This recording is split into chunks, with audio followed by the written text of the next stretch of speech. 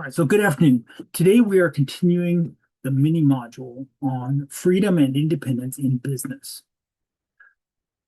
Last week we established something very important. Independence is not the absence of constraints. Independence is the ability to consciously choose which constraints govern your life and which constraints govern your business. And that matters because every business does operate within constraints, within some kind of boundary, within some kind of context. The question is not whether those things exist. The question we asked last week was, who chose those constraints? And today we're going to take the next step, because once you begin to think about independence as a structural construct, then another misconception starts to take shape. Many solo operators assume that independence means doing everything yourself, doing all the work, holding all the decisions, needing no help, avoiding reliance on others, protecting your freedom by keeping every task and responsibility in your own hands. And believe me, I understand why that idea is attractive.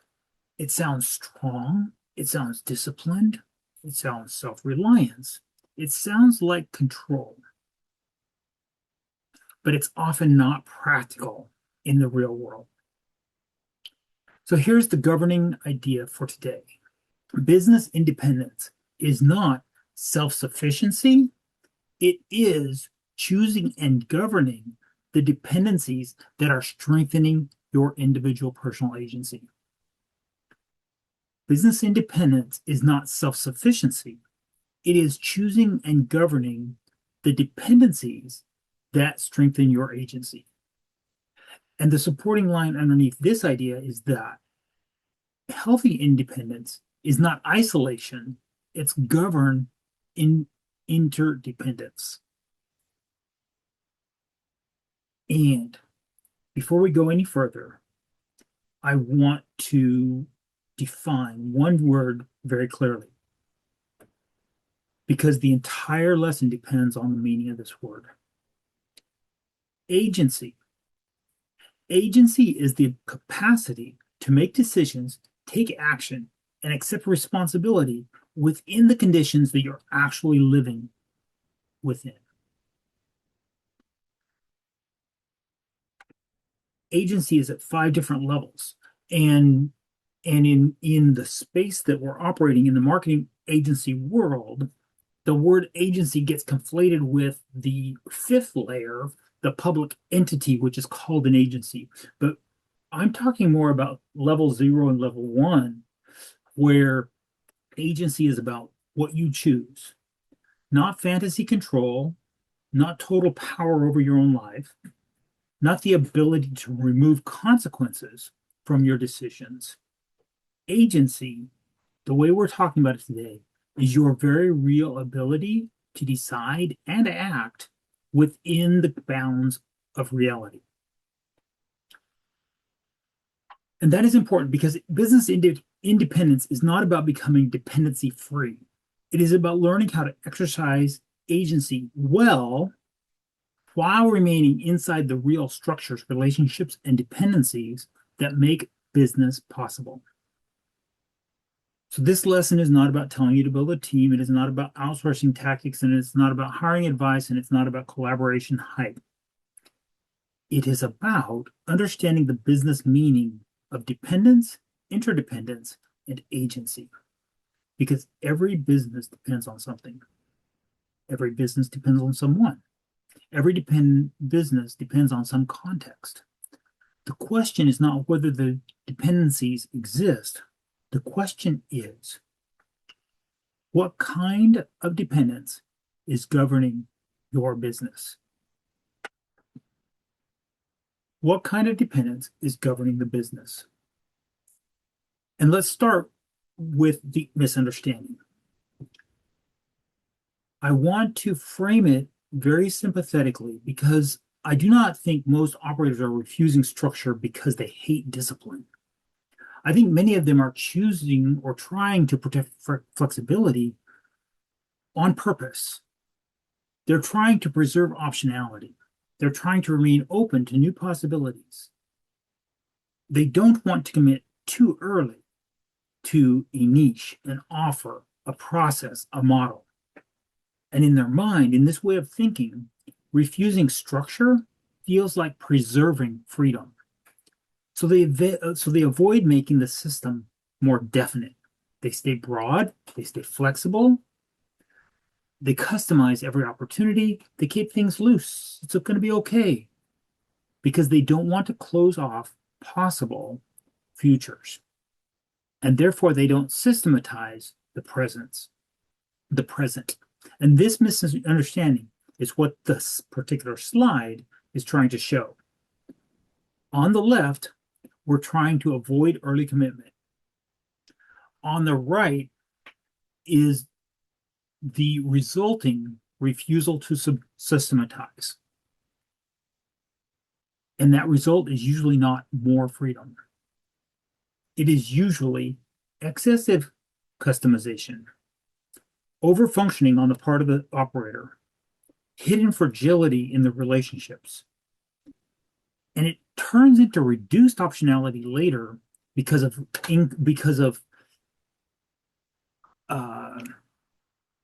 lack of capacity that was protected by the boundaries. That is the paradox.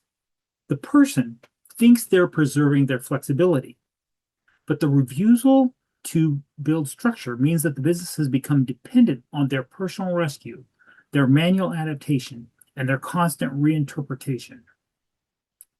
That is not greater independence. It is often just more pressure wearing clothes that look like freedom. So, let me say the anchor line plainly. Refusing structure in the name of flexibility often creates overfunctioning on the part of the operator. And overfunctioning is one of the main false signals of independence. Because when you are still the one manually holding everything together, it can feel like control. It can feel like authority. It can feel like agency. It can feel like ownership. But it is often actually very fragile. And what you're seeing here is very important. Avoiding commitment often does not preserve future options. Sometimes it actually reduces those future options. Because without structure, the offer stays vague, the process remains improvised, the model stays blurry, the operator stays overloaded, and the business never becomes stable enough to create cleaner freedom later. That's the trap.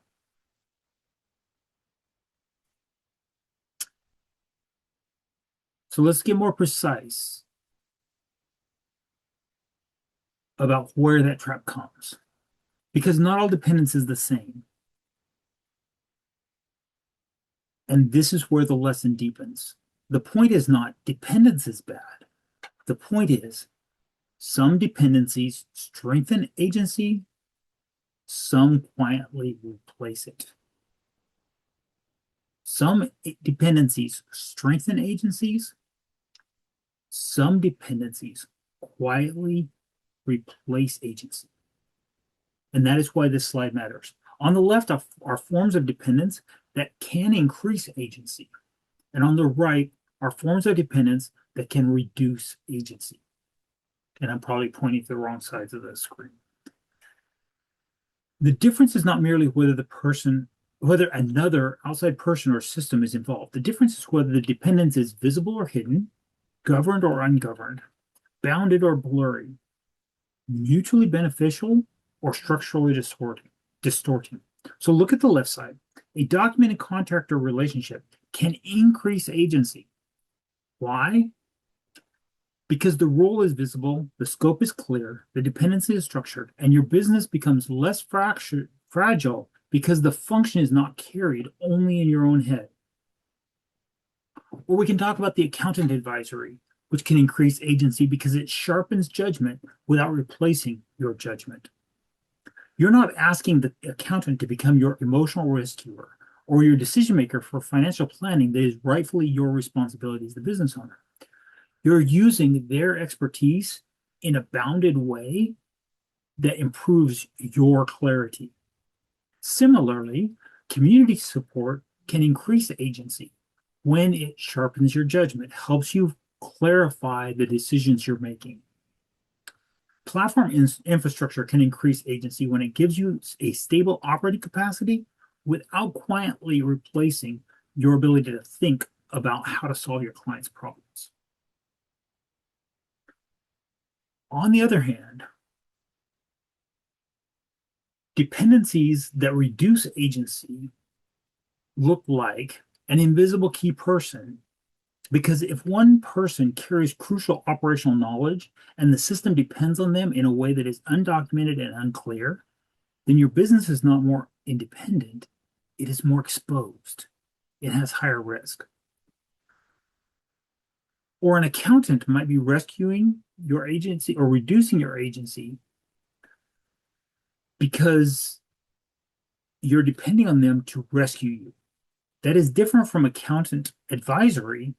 If the relationship is not help me see clearly, but is instead save me from the consequences of my own decisions, that is a different kind of dependence. Or we can talk about the community outsourced judgment, and that becomes reducing agent, that has effective reducing agency, because now the group is not sharpening your own thinking, it's replacing it, and you're just following the group's advice. And platform lock-in reduces agency when you no longer have a governed relationship to the infrastructure and instead have become trapped by it. And this is where the deeper distinctions help. Dependence is not automatically the problem. Interdependence can be healthy. Interdependence means that you rely on one another inside the structure of clear boundaries, clear roles, mutual benefit, and visible rules. Codependence, on the other hand, is when the relationship is being sustained by dysfunction, blurred boundaries, overfunctioning, avoiding clarity, emotional rescue. That is very different. So the lesson is not become dependency free. The lesson is learn to distinguish dependence done well from dependence done poorly. Because some dependencies strengthen agency, and some quietly replace it. And now we're going to get to the emotional center of the lesson. Because a lot of solo operators have built an identity around doing everything themselves. They are capable, they are responsive, they are conscientious. They can rescue the situation, they can step in, they can fill the gap, they can keep the client relationship alive, they can keep the project moving. They can make up for the loads that the system is not yet carrying through pure effort. And because they can do all that, it begins to feel like independence. It feels like I can handle it. I do not need anyone. I can manage the business myself. But sometimes that reading is exactly wrong. That is why this slide matters. Overfunction as false independence. And the line at the bottom says it quite clearly. I thought I was doing everything myself made me independent, when it may in fact have just meant that my business systems are fragile. That's the independent insight. Not that I'm fragile. The system is fragile because it only works when I overfunction. That is a different diagnosis and a more useful one. If the business only works when you are manually rescuing the client, rewriting the processes every time, adapting every offer on the fly, filling every operational gap personally, intervening every time that clarity breaks down, then the business is not demonstrating independence. The business may be demonstrating dependence on your personal emergency effort. And that is not always obvious because competence can hide fragility. A capable operator can keep a weak system alive for a very long time through pure effort. And because the business does not collapse immediately, it is easy to misread the situation. But what might actually be happening is this: the system is not stable, you are just compensating. So let me say it plainly: doing everything yourself is not always freedom. Sometimes it is fragility. Sometimes it is dependence on your own rescue behavior. Sometimes it is refusal to structure your own support systems. Sometimes it is an identity attachment to indispensability. Sometimes it is manual customization masquerading as flexibility. And if that is what is going on, then this is not a morality question. It is a recognition question. Because once you can see that the business is depending on your emergency effort, you can begin asking a better question. What kind of support, structure, or dependency would reduce instead of preserving fragility? That's where agency comes back into view. So we're going to name some forms of dependence that are actually healthy. Because if we do not do this clearly, this lesson could accidentally begin to sound like dependence is weakness, and that is not the point. There are many dependencies that can increase agency, and they do so because they are chosen, visible, bounded, and therefore freedom producing. And that is what this slide is showing.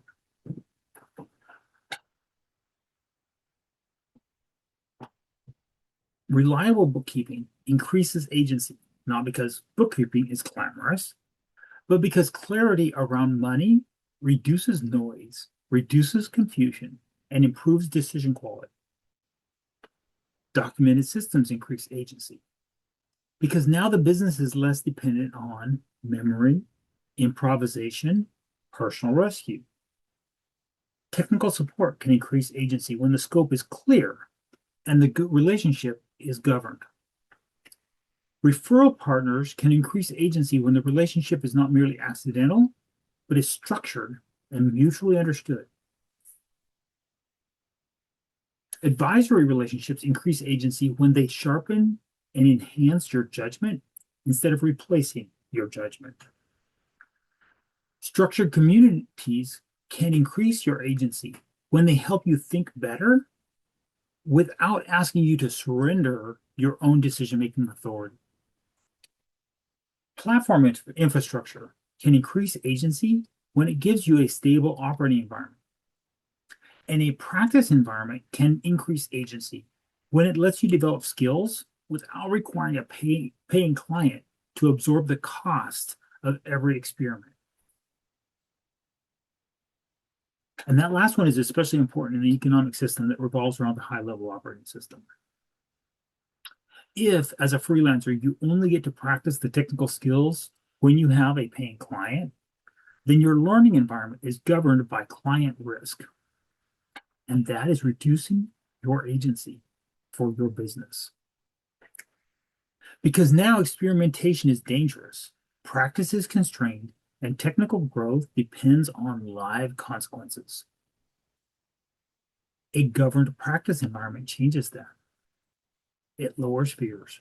It reduces fragility. It makes experimentation safer. It allows for the development of documentation.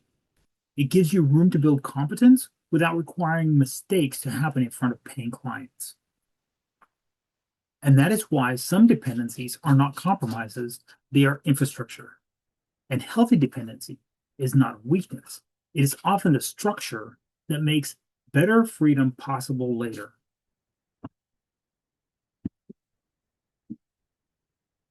Now let's contrast that with the dependencies that quietly reduce agency. These are especially important because many of them do not feel dangerous at first. In fact, they often feel supportive, stable, helpful, even emotionally validating until they begin to drive your decisions. And that is why this slide is so useful. One dominant client driving your revenue, one platform governing all your reach, one referral source governing your cash flow, One guru script replacing judgment. One hidden key person doing the core work. One software environment with no exit logic. One emotional improvement loop governing your decisions. This is where concentration risk becomes central. A business can feel independent and still be governed by concentration risk. Because if one relationship, one channel, one platform, or one decision source is carrying too much structural weight, then your freedom is narrower than it appears. Take the one dominant client. This may feel stabilizing to have that dependable cash flow coming in every month. But if that client governs what you tolerate, what you prioritize, what you postpone, and what you fear losing, then your business is not more independent just because technically it is your own. In reality, you're an employee without a W-2 benefits. It is more dependent than you may be willing to recognize. Or if we look at the window from one referral source, this is where the referral contribution disconnect idea can help. Sometimes one referral partner just naturally figures out how to refer you well. And that relationship becomes productive. Revenue starts coming in, and it feels like strong support. But if there's no system to teach other referral sources how to refer you, and no system for learning how to refer them in return, then the business may be quietly depending on that one productive relationship rather than governed independence across many relationships. That is another manifestation of concentration risk. Or we can take one guru giving advice that replaces judgment. If you stop using outside input to sharpen your own thinking and instead start using it to avoid decisions, your agency decreases. Or take one key person. If one contractor, VA, or operator holds undocumented operational knowledge, then your system may look functional while actually being brittle. Or we can talk about an emotional approval loop. If your decisions are increasingly governed by what gains praise, reassurance, or affirmation from your audience or peers, that reduces agency. So, like if you're chasing vanity metrics on social media, as an example, or you're chasing comments on your posts, and so you post controversy rather than value. Some dependencies begin to feel like support until they start governing your decisions, and that is the point. The lesson is not never depend on anything.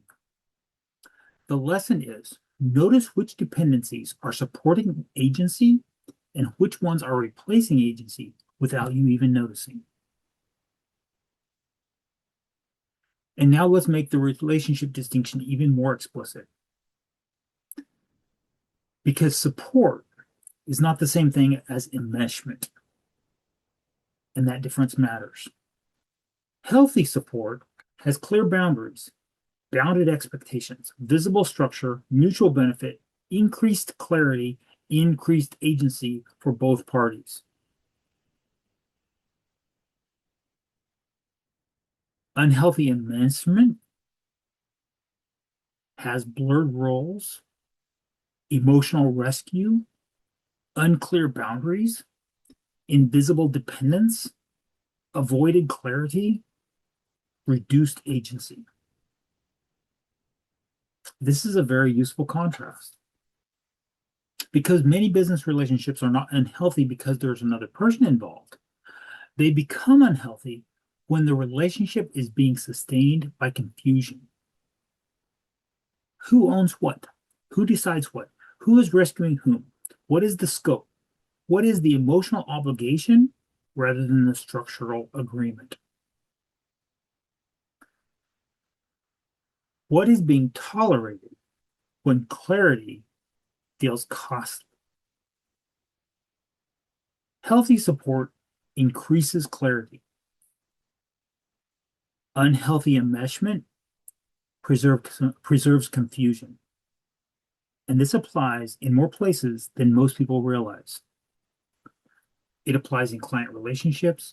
It applies in contractor relationship. It applies in advisor relationships. It applies in peer relationships. It applies in community settings, referral partnerships, and it even applies to family or household relationships that are indirectly affecting the business. So the test is not, am I relying on someone? The test is, what kind of relationship is this, and what is it doing to my agency? This is the more mature question. And we're going to bring that solo operator back into view because the lesson is especially important for people who think of themselves as solopreneurs and freelancers. The temptation is to translate solo into isolated. To think, if I'm really independent, then I also should not need much from anyone else. But that's not how businesses work in the real world. Solo does not mean structurally alone. It means the governance is held by you. You're the one deciding how the relationship flows. That is different. When you look at this slide, the independent operator is at the center, and around them are the systems, the advisors, the contractors, the platforms, the clients, the community. That is exactly the point. The question is not whether those dependencies exist. The question is not whether those entities also interact with each other. The question is how consciously and how well are the dependencies managed? A solo operator, a solo freelancer, a solopreneur may still need an accountant, a technical support, documented SOPs, a scheduler, a practice environment, a healthy peer network. An advisor may need admin support, clear calendaring rules to manage their time, platform infrastructure, a community that sharpens judgment. A support provider may still need bounded client scope, documented escalation rules, access to test environments, clear vendor relationships. And this is also a practical place to say something directly to the people in the collab group. Dave Robbs and David Robbs from Precision Consultants are available in the community. That matters in the context of this lesson because healthy interdependence does not mean you must think through every operational problem in isolation. Sometimes governed independence means having access to people who can help you see structure more clearly, ask better questions, and work through business process issues without taking over your judgment. Precision consultants are there in the collab group to help you think more clearly. You just have to ask them the questions. That is healthy support. So solo doesn't mean alone against the world. It means the governance of the relationship sits closer to your personal agency.